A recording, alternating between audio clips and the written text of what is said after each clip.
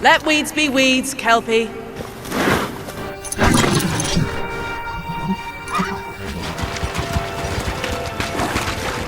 We return to town.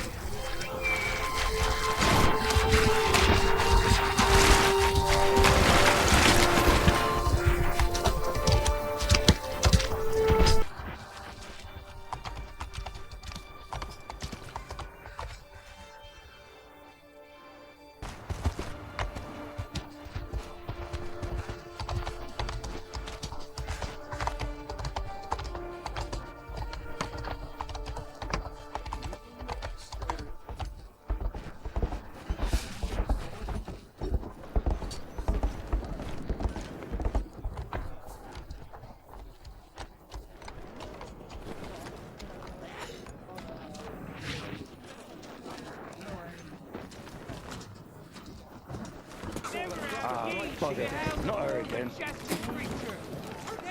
Not even at the land Exeter Fair. Now, 9 gazes while I present him with a fish. For the furry rascal will often wink, and a fair's weight grants good fortune. Which here, have they?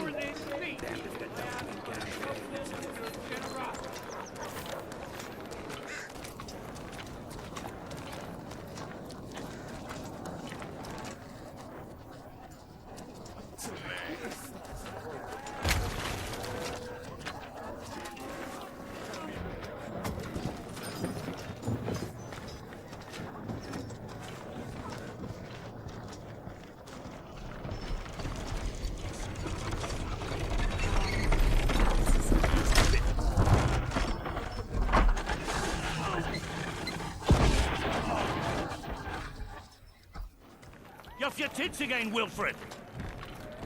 Get your ass up!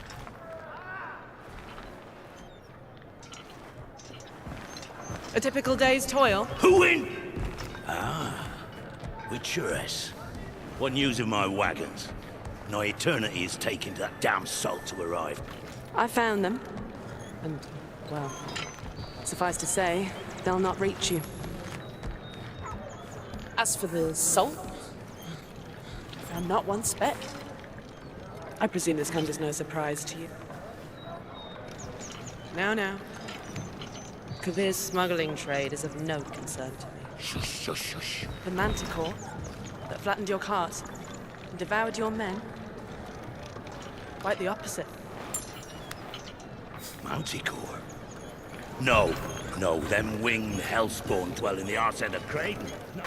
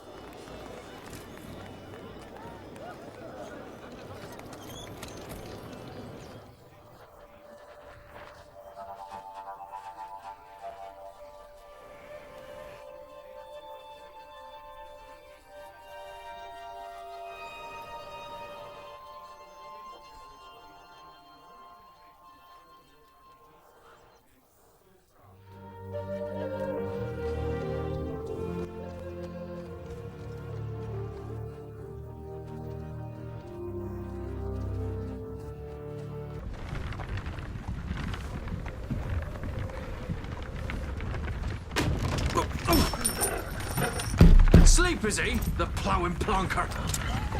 Break me pearlies on this blasted pit-ridden tract.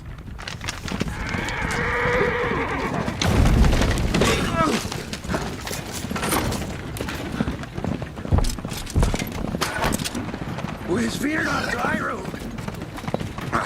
Oi! The devil's out there! Just running from!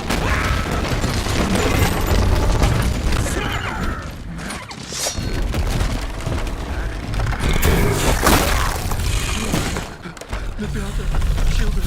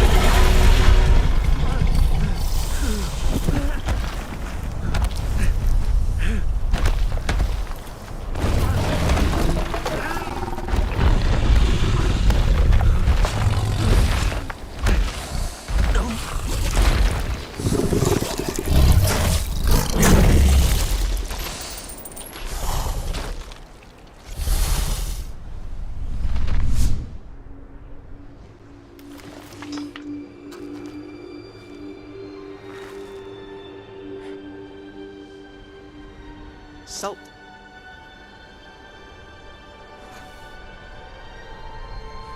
Almost had me fooled, Fruin.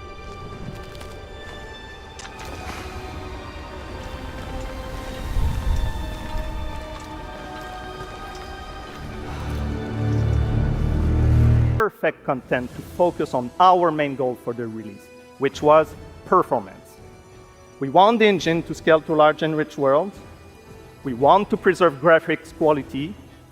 And of course, we want to deliver high frame rates that you and your players expect.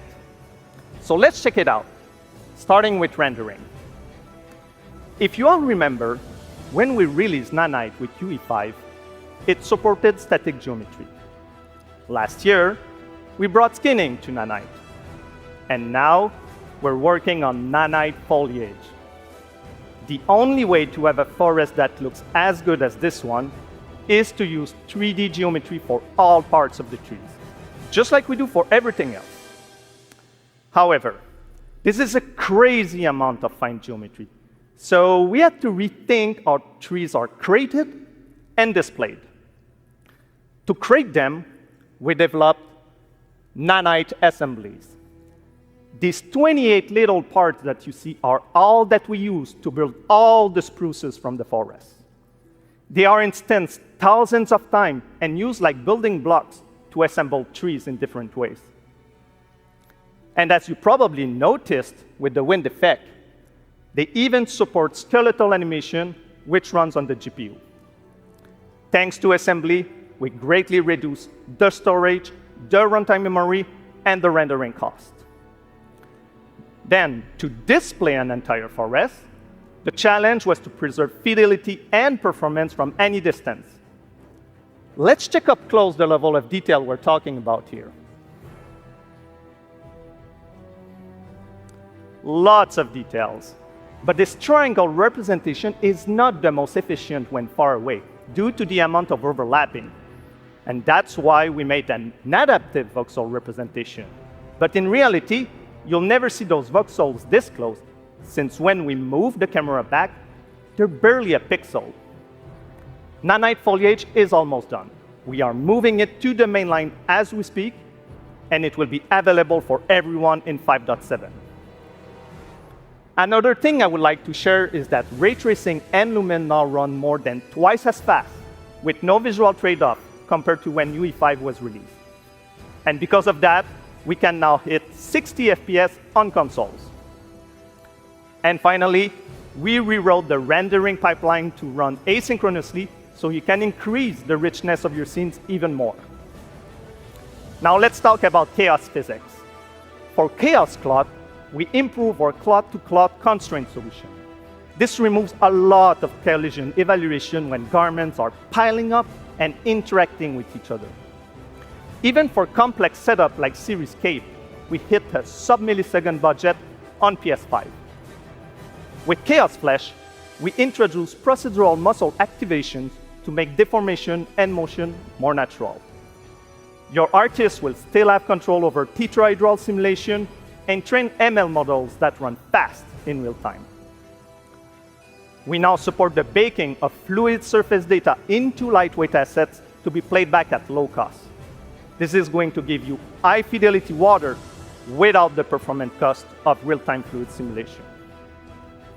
For animation, we work on both performance and fidelity. Here, you can see how Ciri and Kelpie match up in their interaction. Well, that works no matter the angle of approach. That's our Modes character motion matching solution. We also added motion matching in Sequencer to build stitch tracks. With them, you can seamlessly transition from gameplay to cinematic. Also, we now have a secondary layer of animation driven by physics in Control Rig. We used it in Kelpie's rig to drive the mane, the tail, and the saddlebacks. And now, I'm happy to announce that all these features are already integrated into our new Unreal Animation framework, which we are releasing as experimental in 5.6. We built it with performance first in mind. Animation evaluation are now running in parallel off the game thread, which was our bottleneck. And for the other character systems that are just as costly, like movement, avoidance, state tree behaviors, we also move them to worker threads. This is really going to help you create scenes that are crowded and lively. Streaming has always been a big deal regarding performance. And the three biggest improvements we made are physics state creation, which now runs async, improve runtime PCG for ground scatter on GPU, and a new FastGeo plugin to stream static geometry. I've watched ye grow from a devilishly curious child into a remarkably young lass with much grace, wisdom, and kindness. Take the easy times what shape us, nay. 'Tis how we rise to face the hard times what does that for us. You've an heart of gold. You've the spirit to overcome adversities aplenty. Darling, sweeten. Today's the day ye fill out your destiny.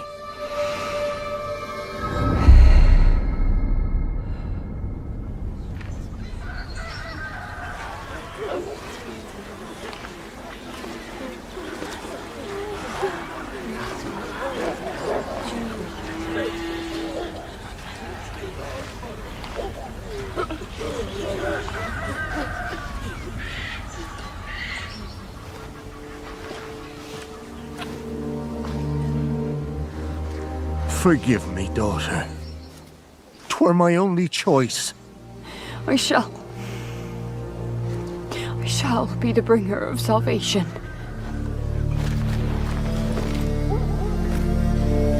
A witcher? Witcher! Whose coin did ye take? Nay, you can't. 'Tis tradition. Chosen she is, by the gods. No! You chose her.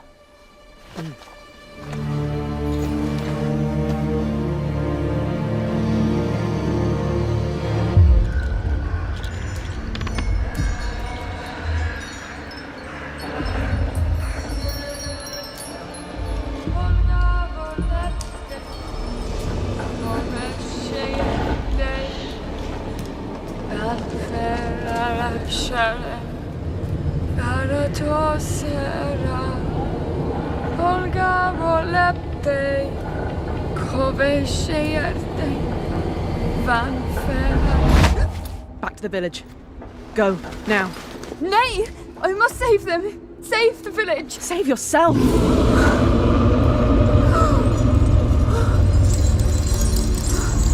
Run! To shelter! To your father! Run!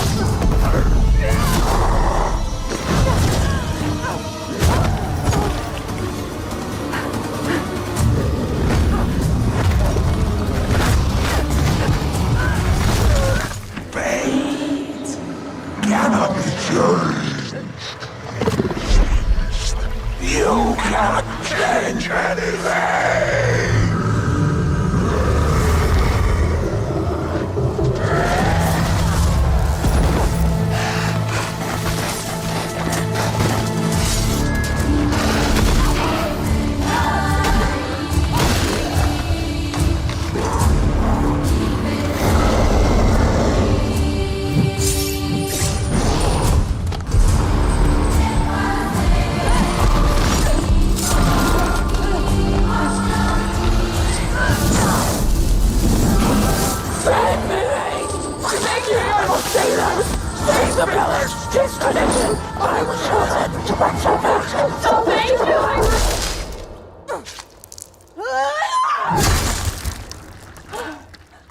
Witcher 4 is an upcoming open-world action role-playing game developed by CD Projekt Red, set to launch a brand new trilogy within the beloved Witcher universe.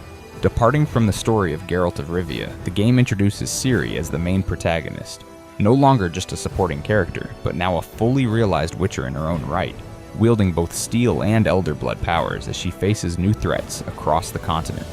The narrative unfolds in the northern realm of Kovir, a politically complex and previously unexplored region, known for its wealth and isolation.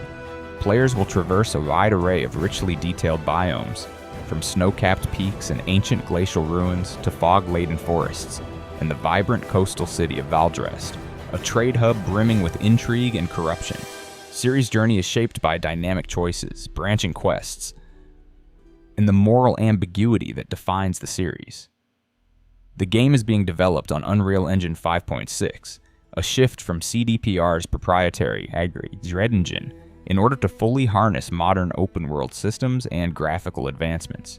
During the State of Unreal 2025 showcase, CD Projekt Red demonstrated a real-time technical demo highlighting nanite-based foliage rendering, Unreal's new animation framework, and mass AI simulations, allowing for bustling marketplaces, large-scale conflicts, and nuanced character animations, all running at 60 FPS with full ray tracing on base consoles.